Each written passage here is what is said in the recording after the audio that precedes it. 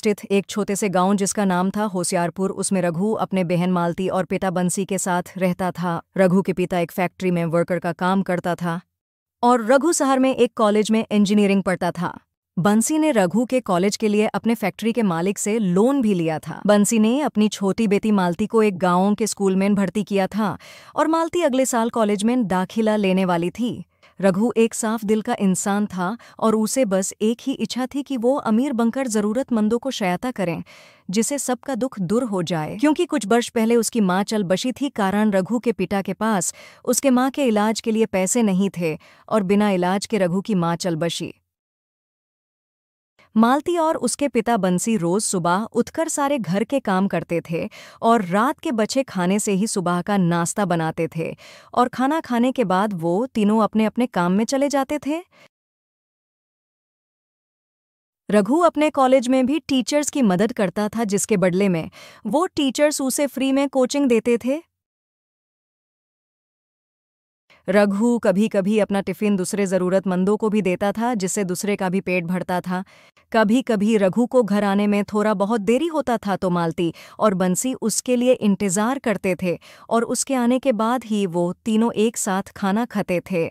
ऐसे ही एक तूफानी रात में रघु को वापस आने में देरी हो जाता है।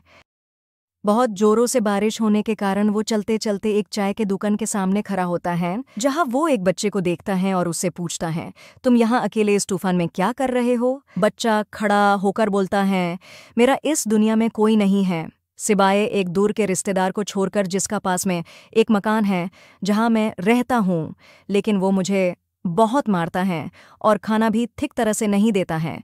इसीलिए मैंने कल से कुछ भी नहीं खाया है और मेरे पास खाने के पैसे भी नहीं हैं।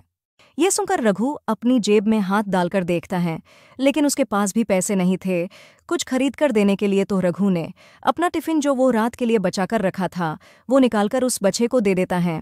फिर रघु बोलता है, ठीक है, तुम अपना ख्याल रखना, लेकिन मुझे अभी जाना पड़ेगा क्योंकि घर में सब मेरे लिए चिंतित होंगे। रघु ऐसा बोलकर जा ही रहा था कि वो बच्चा धन्यवाद देते हुए बोलता है, आपका बहुत बहुत शुक्रिया, लेकिन मेरे पास आपको देने के लिए कुछ भी नहीं है।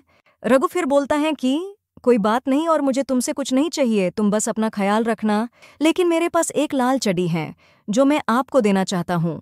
ये चड्डी मुझे एक साधु ने दिया था और इसकी खासियत ये है कि इसका साइज पहनने वाले के साइज से मैच हो जाता है और ये बुरे वक्त में काम आता है, लेकिन मैंने कभी इसे इस्तेमाल नहीं किया।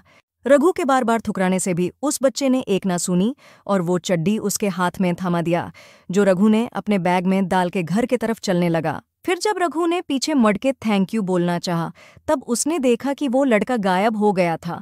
इसके बाद रघु कुछ देर स्तंभित हो जाता है, लेकिन कुछ देर बाद रघु वहां से चले जाता है। आगे उस लाल चड्डी को लेकर रघु क्या करता है और उसके जीवन में क्या क्या परिवर्तन होता है, जानने के लिए इसका दूसरा भाग देखना मत भूलिए और इसी तरह का कार्टून्स को देखने के लिए इस चैनल को सब्सक्राइब जरूर करें और साथ ही साथ लाइक, शेयर और कमेंट्स जरूर